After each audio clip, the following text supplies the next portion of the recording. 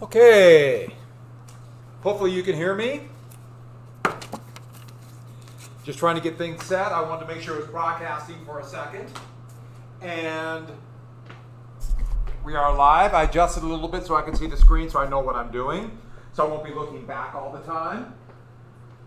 And I got a few people watching. Awesome. I got to adjust something really quick.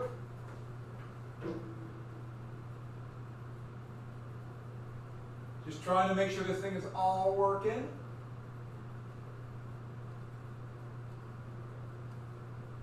All right, good. If you have any questions, please let me know. And I will be checking the chat to see, just to make sure if there's anybody asking questions. Can you see me all right? Let's see if I'm coming up okay. I'm getting nothing. So my assumption is it is working. Up here I come lurking into view. So there's about a 5-second delay between the YouTube and me. And so if you ask a question, I might be a little behind. I will check as soon as I can. I have to use my phone because the laptop is not charging for some reason. And there's a shock. Okay, so a couple announcements really quick. I'm going through the grades now and changing things to a 0. So for example, last Wednesday I collected this note. I plan on doing this again this week, but I will put it on the announcement. I'll decide. But last week, I'm giving a grade for the notes you turned in, so I'm rewarding you for that. But some people have not turned it in, so I'm changing those to a 0. Some people did not turn in the correct notes. I got a few notes on Bacon's Rebellion. I got a few on Triangular Trade. Not the notes that we talked about last week. That was Wars for Empire and leading up to the French and Indian War. So if you gave me the wrong notes, I put that down in the comments, but if you gave me the wrong notes, I'm changing that to a 0. If you made a mistake, hey, it happens. You have a couple days to show me, or take a picture up and put it on Teams if you're an A-Day or digital online, excuse me. But please let me know. I need to get a drink of water. And so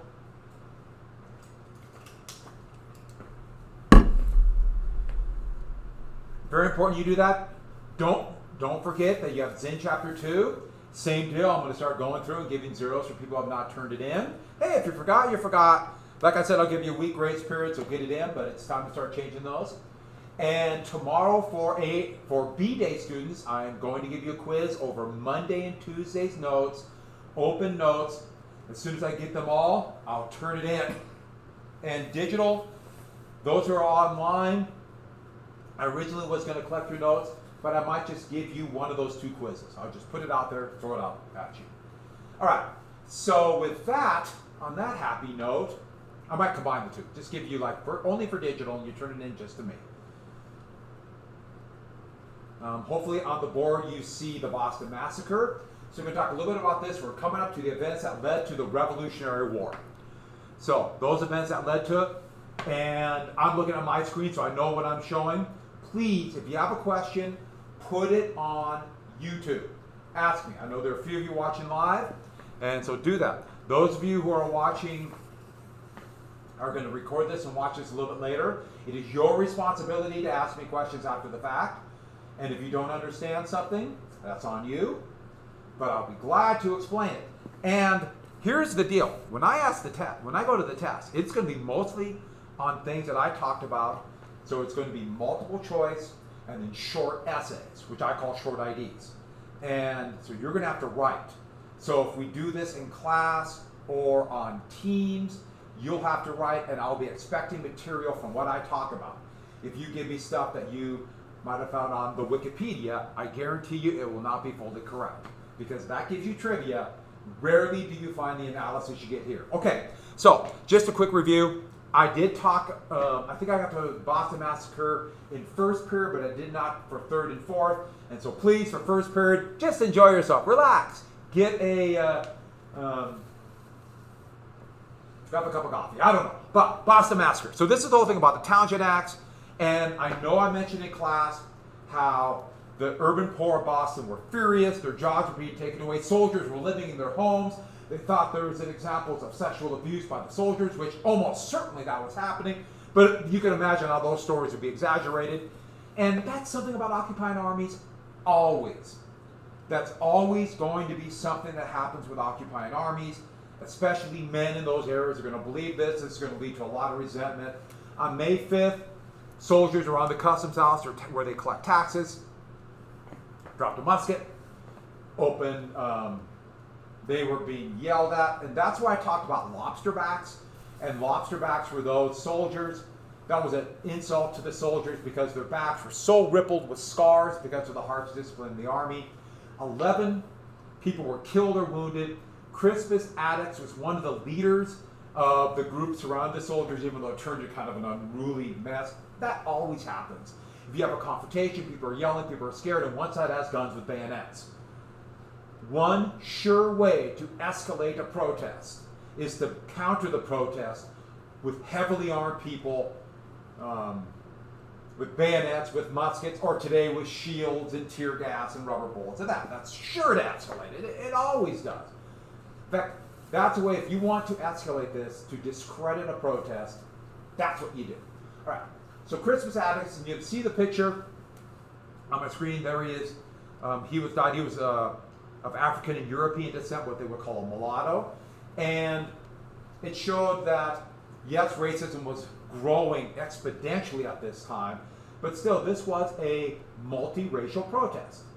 And so, by the way, my door is shut, air purifier going, windows open. It's nice to be able to do this without a mask. I know you got to see my face, and that's kind of scary. Okay, so with that, let's get to the result. So, I know I just covered this in first period and the bell rang. So propaganda is an important element of how this works. This was an attempt, propaganda is an attempt to influence people to believe a particular point of view. So governments want them to believe a certain point of view about an action. These are political action. Advertising, though, is also propaganda. They want you to buy their product. It's not necessarily lying, but by definition, it's misleading because you're not giving the full picture. You are bombarded with propaganda all the time. The propaganda this time would be handbills, and that picture you see right above there, that is our British soldiers firing it into the mob. By the way, this was a racist time, so you don't see Crispus Attucks. And you also notice the sergeant behind waving his sword, implying this was ordered. It was not ordered. I should add, they don't show Crispus Attucks. They mention him on the handbill. But anyways, it's to portray a certain point of view. And those people who are thinking more and more that we want to break away from British rule, they're not quite the independence yet. In fact, the term revolution, as we think about it today, would have made no sense to them. But they want this to portray. They want to portray this as British action that led to, or British action that was leading to tyranny, And so this is propaganda. As technology grows, it becomes even more persuasive. So by the Civil War era, you have telegraph, mass production of newspapers, and paperback books. By World War II, you have radio, motion picture film. Think about today. You are literally bombarded with propaganda. Absolutely bombarded. And so much is coming at you so fast, it's really hard to keep things in line. I mean, the only real weapon to that is knowledge and to understand that this is propaganda. And so it's not telling you the whole story. It's incredibly effective. It's incredibly effective. And the best kind of propaganda is when people don't believe it's propaganda. That actually works both ways. Either they don't believe it's propaganda, don't know it's propaganda, so they don't know this is misleading information, or they believe everything's propaganda, So everyone's lying, so whatever. I'll believe the propaganda I want to believe. Both are really dangerous. I should add, that's how fascists work. That's how totalitarianism works. They think, we're all lying. So believe the lying side you want. That's scary. That's how democracies end. So, it is not objective. By definition, this is not objective. You can't always trust it. It doesn't mean it's lying, but it's biased. And don't forget, I've said this before in every class, and I'll say it over and over again.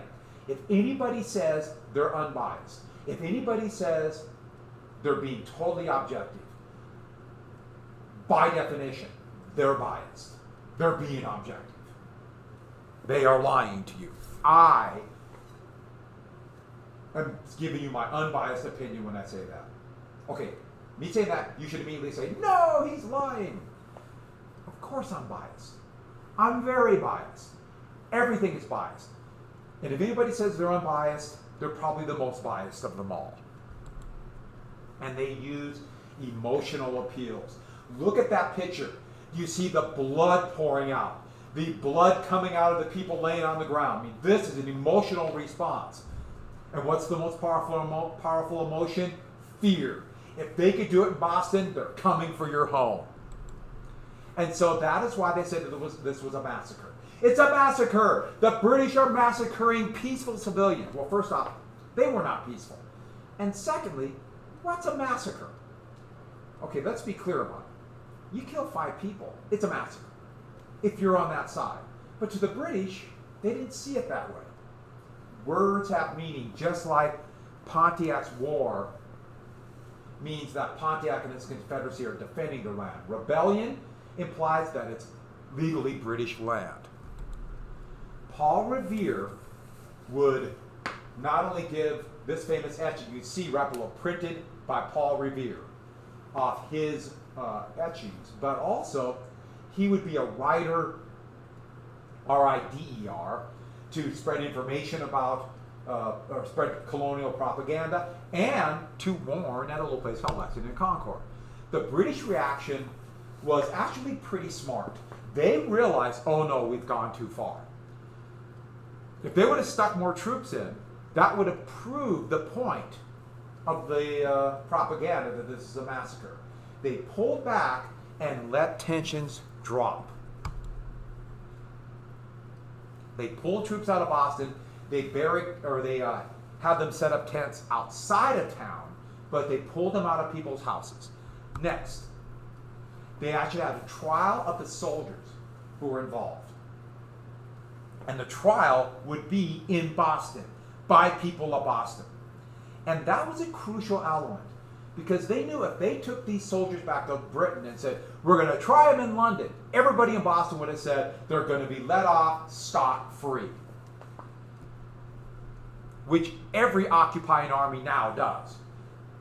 When they're occupying another country and there's a crime, they pull them out. That's what the U.S. did in Afghanistan and Iraq, and infuriated the people of Afghanistan and Iraq. Just if a bunch of Canadian soldiers came down and were in Helena, they committed a crime and said, okay, we're going to try them in Regina. Can you imagine how mad people would be here? John Adams, a lawyer, cousin of Sam Adams, and one of the leading patriots. Patriots more and more want some kind of break with Britain. We'll talk more about that in a sec. He defended him. He's going to give 2 reasons why he did this. 2 reasons. The first one, if the colonists, if we're going to represent liberty, they would have said liberty or English rights. Excuse me. Darn it, let's start talking. Need a drink. We have to give them a fair trial too. We must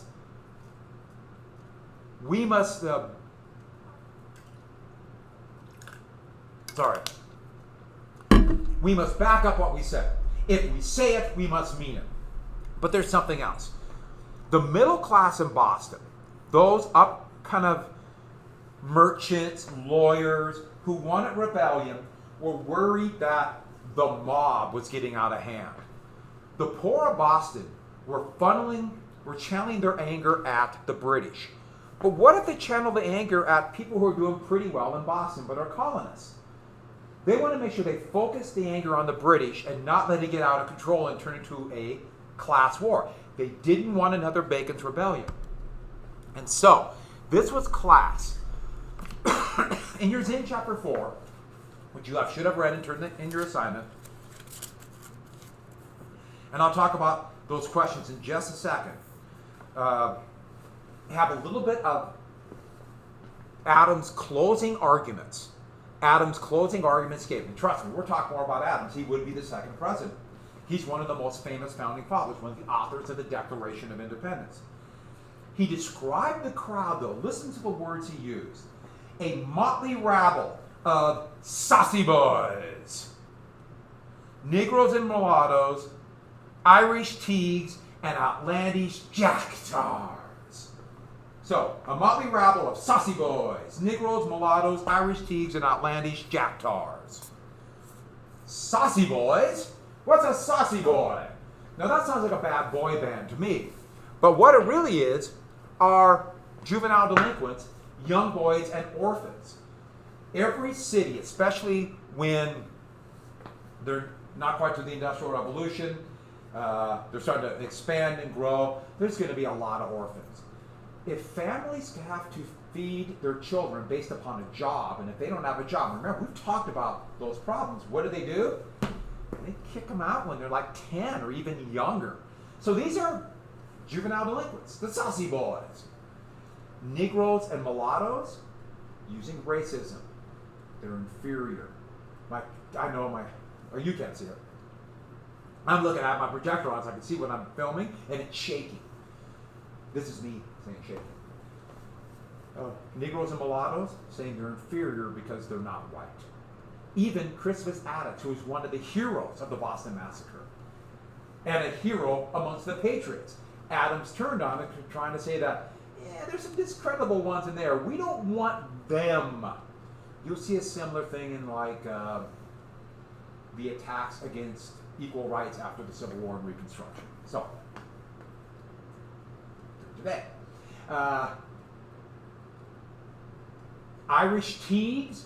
Well, Irish, to many people who are English, Irish were inferior beings, as they would have seen it, about the same as African slaves.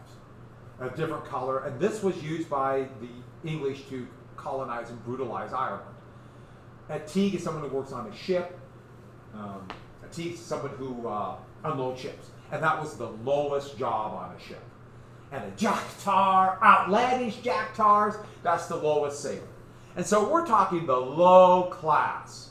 He wouldn't have said that if he wasn't trying to do two things. First off, win the trial by discrediting the people they attacked. But secondly, we're trying to control these people. We don't want them to start looking at, we're mad at the British, but then look at people like, let me throw a name out here, John Adams, and realize, hey, they might take what we have.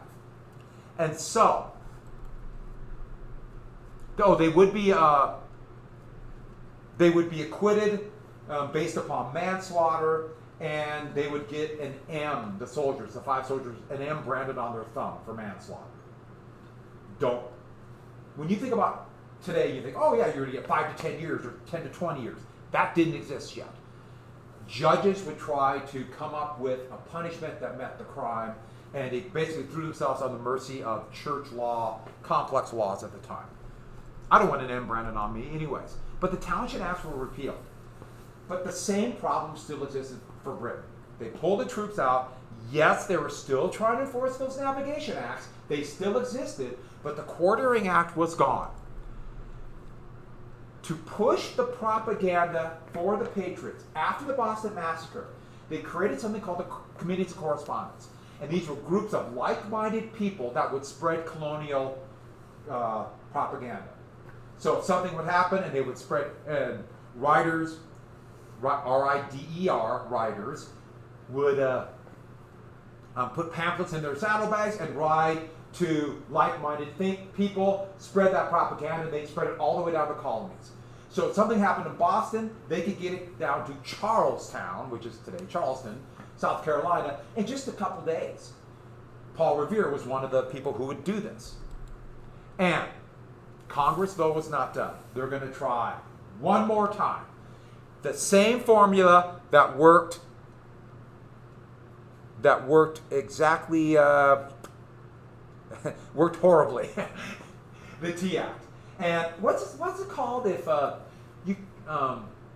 definition of insanity is doing the same thing over and over again, expecting a different result? The Tea Act. So in 1773, they tried one more time. And the Tea Act was this: the East India Company. And if you look at that upper screen, that E-T-I, that's the old symbol of the East India Company from the 18th century. The bottom with the lions, that's from the 19th century. They gave the East India Company a monopoly. I didn't finish this up, so finish this up to sell tea. To sell tea. This was a joint stock company that was basically given India. They controlled India. British soldiers and the Royal Navy, they technically resigned from the army, but they fought for the East India Company. So there were a couple massive battles like Plassey during the 7 Years' War. And there were English soldiers and soldiers they would recruit from India. And it's always said it's a British victory. Technically, it was a company victory. It was really convoluted. And they would go on until 1850. They ran India.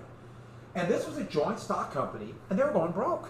They weren't making money. They went broke after the 7 Years' War, and even though they technically controlled much of what is now India, they weren't making money. Part of the reason were smugglers. They needed to make money.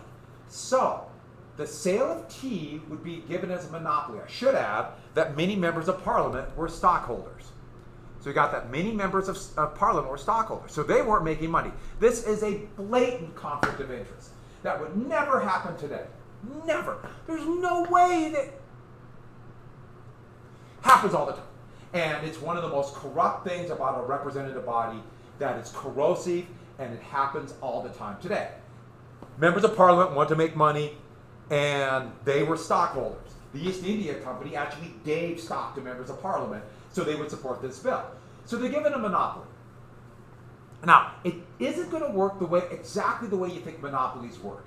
If you think, here's a product that people more and more want. Britain was going through this transformation pushed by Parliament and English law to get people addicted to tea. Partially to get them to quit drinking gin. It's a long story, and tea is becoming more and more popular as the drink that people want. The Industrial Revolution started, so that's part of it. A little bit of caffeine, and also take sugar, so that people can make a lot of money off it.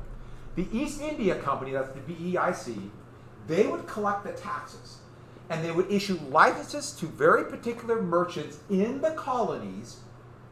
They would get the license, they could sell tea, they'd collect the tax.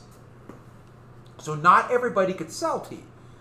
So only friendly companies to the East India Company, which means the Crown, they could sell tea and make money. And tea is becoming incredibly popular. Incredibly popular. This is a picture you see in the corner.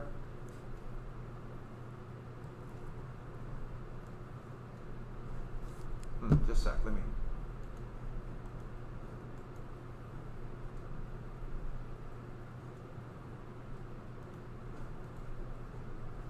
Right there.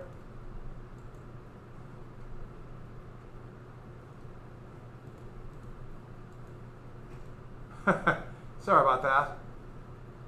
Let me get rid of the pointer. Just look where my mouse is.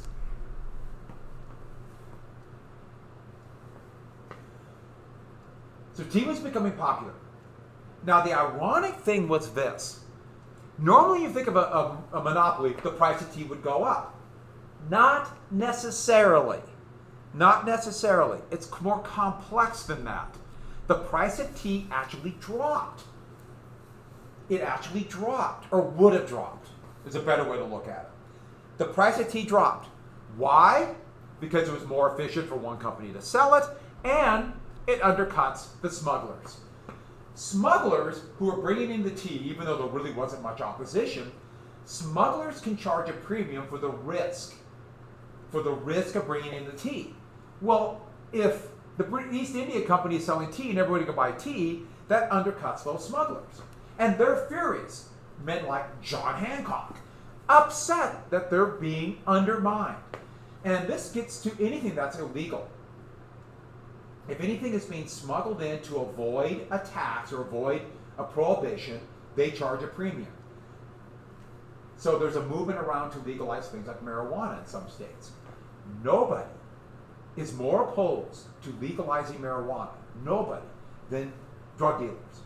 Because they can charge more because it's illegal. One of those interesting facts about this. Organized crime loved prohibition in the 1920s because they could charge more for alcohol. So, it's undercutting the smugglers. It's one of the ironic things about monopolies. By creating a monopoly, it gets rid of other businesses. They go out of business. They can they sell the tea, and then down the road they can charge more. I'll give you an example of that. That's what Amazon is. That's what Amazon and Google are trying to do. That's what Uber tried to do. Drive out the competitors, create a monopoly, raise prices. And so they give the appearance of dropping the prices. And colonists knew this was happening. So, monopoly was the issue that they protest.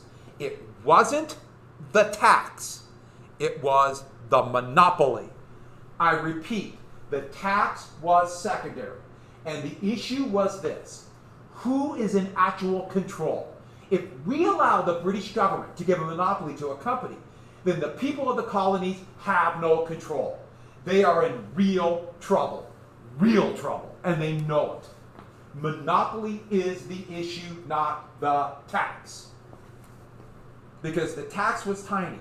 But if they could give a monopoly to the East India Company for tea, and we don't do anything about it, who would they give a monopoly for iron goods? Who would they give a monopoly for shipping? Who would they give a monopoly for food production, for rum production, and so on and so on and so on, until the people of the colonies, regular people, have absolutely no control of their life. And don't forget, the economy is modernizing. It can't be like, for example, I need tea so I can go in my backyard and grow tea. You have to be in the right climate. It doesn't work that way. I mean, we have the same issue as today. If there's monopolies like Amazon's trying to create, where are you going to go to buy these things? You can't buy them, and so we are under their domination. So, the tax was secondary. So when there's a movement in your lifetime called the Tea Party, and everyone thought it was about the anti-tax movement, the people who were doing that in 2010, 2011, protesting health care for people, called the Affordable Care Act. We'll talk more about that because it's probably gone. But if those people were protesting, they said, we're against taxes. And they would walk around with tea bags, hanging from hats. It was very odd. No, that's a total misreading of history. The monopoly was the issue. That's why I'm surprised when people who want to do it, we're a very conservative country. If they want to go away from conservative, they don't attack monopolies more. That's just something else. And so that's the slippery slope argument. If we allow monopoly here, well, monopolies everywhere. I forgot to hit the button. It's the slippery slope. And that's why they're so mad. And they're already geared up for the Stamp Act, Boston Massacre, and now this. And so they're furious. So this is where you get a picture of, I know it's hard to see my mouse, but in the right-hand corner of your screen, that's a colonist, or that's, they're taking a merchant out, tarring and feathering him, and you notice they're pouring tea down their throat, and behind them is the Liberty Tree. And crying, we're going to have to do it again. They didn't quite get to this level. In fact, there's already protests, and no merchants who wanted the licenses, no merchants would come out and admit it, because they didn't want to be tarred and feathered. And there's a picture from talking about the tea, people bringing in tea, and you may depend on those odious miscreants and detestable tools of the Ministry of Government and the tea consignees, which are those who have the licenses. Those traitors to their country, butchers who have done and are doing everything to murder and destroy all that shall stand in the way of their private interest. So these are greedy monopolists who care nothing about the people of the colonies. They only want money. Another way to look at it is they're nothing but mercenaries. I read it. Remember, S's look like F's. It's actually kind of hard to read. So this was an issue of liberty. We are becoming slaves and depriving us of our rights as Englishmen. We're depriving us of our rights. This is not about the tax. I will ask a specific question about this. And if you write down tax, you will be incorrect. And I don't care if you looked it up on the Google and the Google tells you this. The Google is wrong. Really? This might surprise you. All things on the internet are not exactly true, especially when it comes to history. Because people get the Cliff Notes version of it and don't know the full story. Even our textbook, which is much better, doesn't quite get this 100% correct. Why? Because they're trying to do a very basic summary of it, and they have to, and it's textbook authors don't really write the textbook. It's editors to try to sell them. So, on December 16th, one of the most famous events in history, the Boston Tea Party. The Boston Tea Party to protest this monopoly on tea. There were 2 merchant ships in the harbor. In fact, if you look here, those are the ships coming in. The ships, the Eleanor and the Beaver. And they're in there, they have tea. And they don't want to unload them.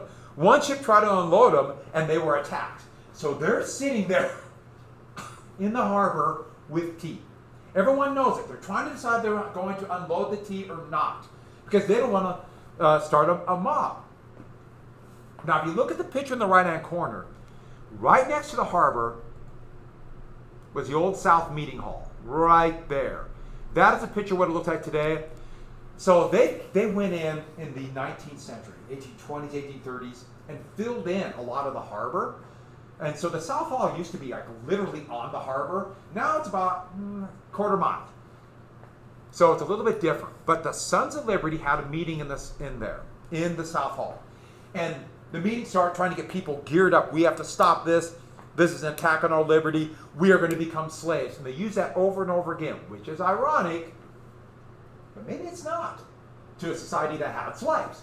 They're coming for us. They're going to take our liberty. Here they come. They're getting people geared up. And then some came barging in dressed as Mohawk Indians, or at least what they thought Mohawks would look like, American Indians. They came driving in and said, "Let's get them!" And they all turned around and ran to the harbor, which was right there. And the Sons of Liberty had big rowboats. You see them there called whale boats, ready to jump in and row out to these ships. It's dark, it's the middle of the night, it's December, a really cold night. They were not all dressed as Mohawks. Why were they dressed as Mohawks? And the first answer people say, well, it's disguise. It's a disguise, so people didn't know who they were. There's an element of that. There is an element.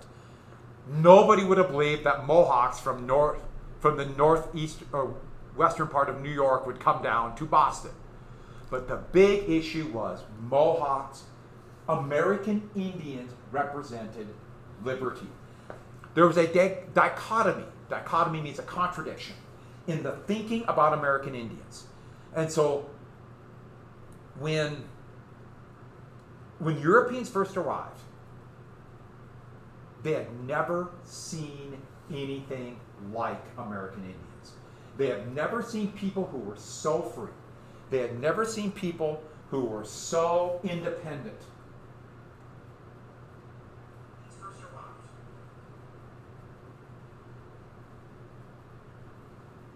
Give me 1 sec.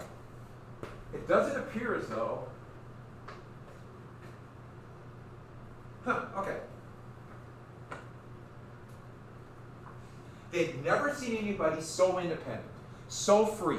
In fact, many of the ideas of rights that will come out in the Enlightenment will be because Europeans will hear about the way American Indians lived, and this idea of independence amongst individuals, that they had certain rights, blew them away. And so American Indians became a representative of liberty.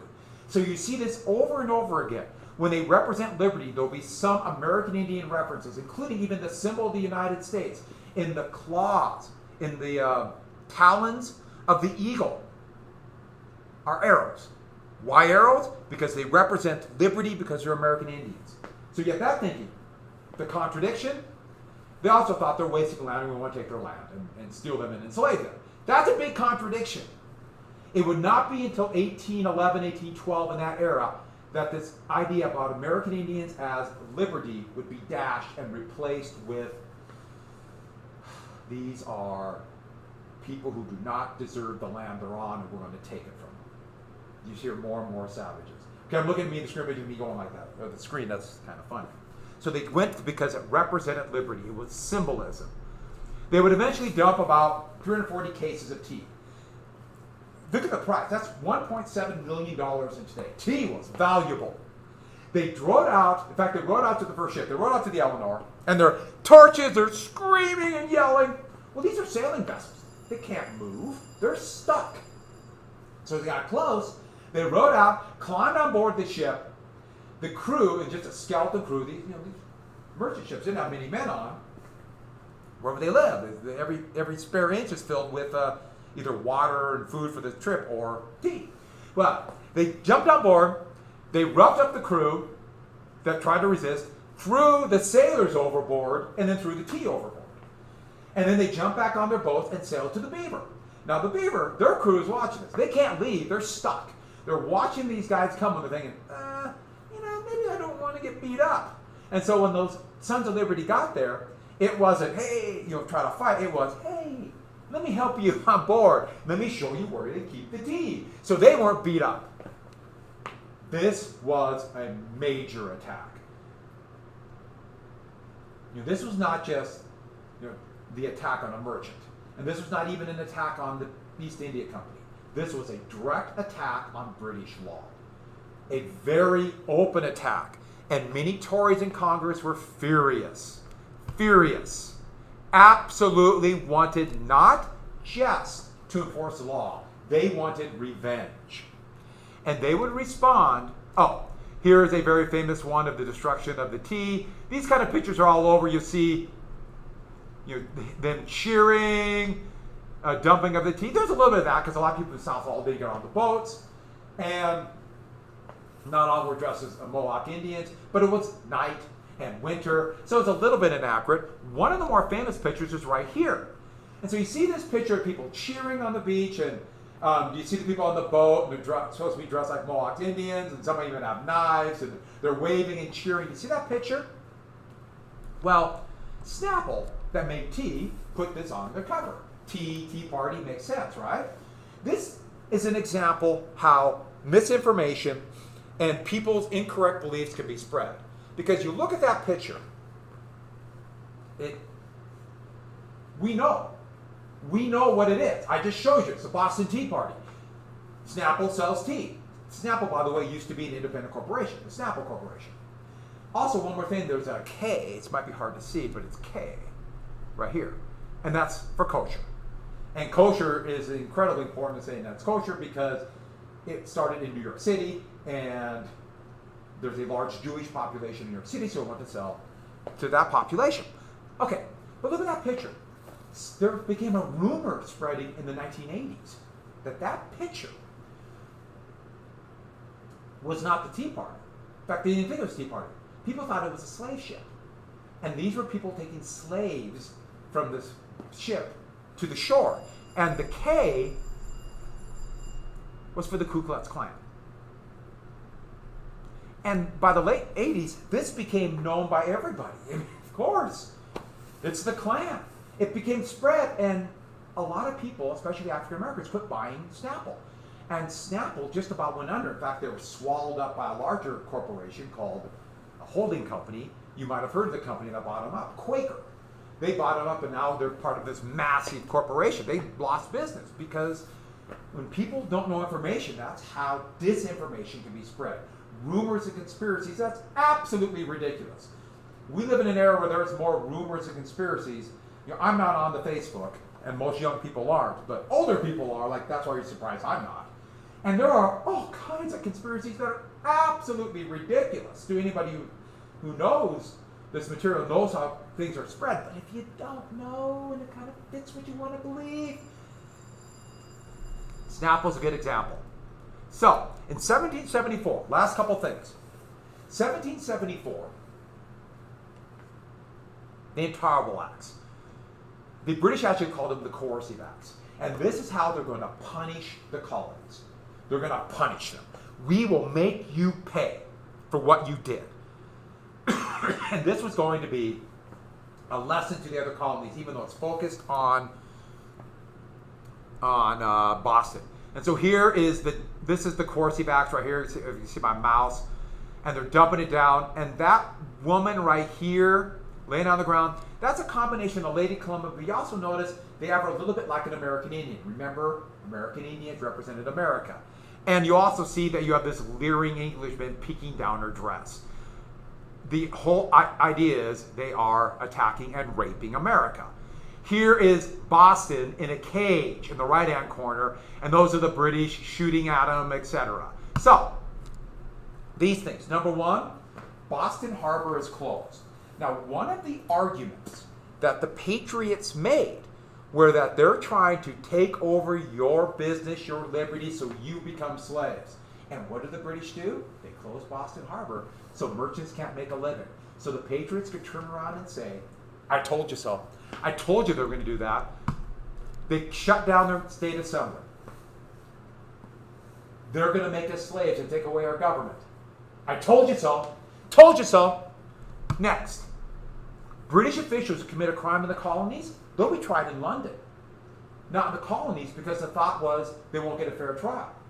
And so you could imagine what the Patriots said. See, we are going to become nothing but vassals to them. They could come over, commit any crime, or do anything they want. Look at the picture down here. Anything they want, and go back to Britain scot-free. Told you so. And lastly, they're bringing back the troops. A quartering act. I think we know where that's going to lead. To this group who wants independence, more and more being called patriots. What was their attitude? When they heard about the Coercive Acts, which they dubbed the Intolerable Acts, you might think they would be, oh no, Boston will be hurt, we have to stop this. You know what their attitude really was? Yes. Patriots were happy for this, because this proves everything they wanted. This proves what they wanted, and now they could say, look how bad the British are, look what they did. They provoked British actions and got it. The British were foolish enough to fall for the trap. And we'll see this time after time, including almost in your lifetime. Part of what the September 11th attacks were planned to do was to get the United States to react indiscriminately in the Middle East, so then they could say the United States is out to get us. And what did the U.S. do? Exactly that. Now, it doesn't matter if you say, well, we should have or shouldn't have. That's what they wanted. It worked. Told you so. And we're leading to what we call a revolution. And then the British respond with an act, looking back at it, they thought was completely innocuous. Completely innocuous. The Quebec Act. So, the problem the British had, if you look at this map on the left, you had the areas they gave to the American Indians, and then this little area along the St. Lawrence was Quebec. Most of the Europeans there were French, and the British were having trouble maintaining it. But when they decided, when they're looking at how we're going to govern the Great Lakes area, they made the decision that it would be easier to govern the Great Lakes from Quebec, where mostly French live, French Catholics. Easier to govern it from there than from the 13 colonies, because the Appalachian Mountains are in the way. Now, they knew from the proclamation of 1763, they knew how mad the colonies were. They didn't get the land. And they knew the individual colonies like Massachusetts or Virginia or New York or whatever claimed that land. But they still thought, well, we'll worry about that down the road. We just want to administer this. It's easier to go down the St. Lawrence and use the Great Lakes. So, the Northwest, this area right here, which would be called the Old Northwest almost into the 20th century, that Northwest around the Great Lakes would go to the province of Quebec, just to make it easier to govern. This blew up the old anger about not only the proclamation, but also anger against the French and for the French and Indian War. The Patriot Action, you're giving our land to the French because they're mostly French Canadians there. Now this is completely ridiculous. Quebec is under the crown, British crown. It's not French. But colonial propaganda, look at what they did. They closed our harbor down. They took away our government. They're coming for you in that way. And now they gave the land that you fought and died for. They're giving it, not even to the American Indians. They're giving it to the French. And not only that, they're Catholics. They're going to make us all Catholic. These two pictures show, and they're from that era, showing here's Quebec. The Quebec Bill. It's holding the Quebec Bill right there. And they're giving it to the French. And the devil is there. And the devil is holding the papal bull. Like the devil is the Pope. Here, another one. The Quebec Bill. And here are the cardinals dancing in Rome. And Britain gave it to the Pope. And who's behind them all? The devil. This is patently ridiculous. But remember what propaganda does. It plays on emotion. And if people were willing to believe, or once people were willing to believe how bad the British were after the Intolerable Acts, it became an easy step to believe they're this bad to believe it for the Quebec Act. If they believed it then, it's just like the people believing that there were slave ships and on Snapple, and the K was for the Ku Klux Klan. And so, this would trigger the first Continental Congress. And on that happy note, Massacre. Oh, they would meet in Carpenter's Hall. I took that picture 2 years ago. Yeah, it was a really sunny day, and then all of a sudden the cloud came up. But 12 of the 13 colonies sent representatives. Georgia didn't go. No one cared. Full of gators. And this is the first big colonial meeting. This unified the colonies. So we got the Albany Planning Union, nope. Stamp Act, 9 went. Continental Congress, 12 went. And this would be the beginnings of revolution.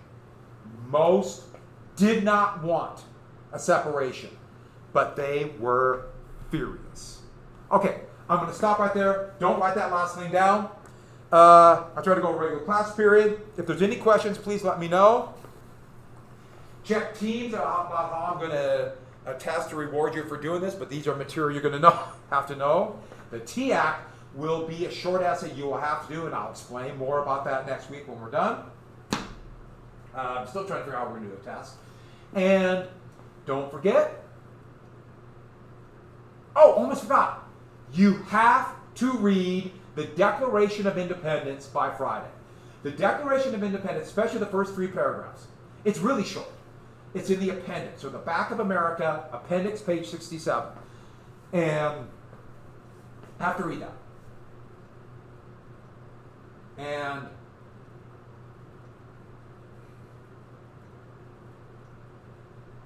I'm a little bit behind. Everything's kind of messed up because of the A-Day, B-Day starting late and all this. But there'll be some kind of essay on that you have to do.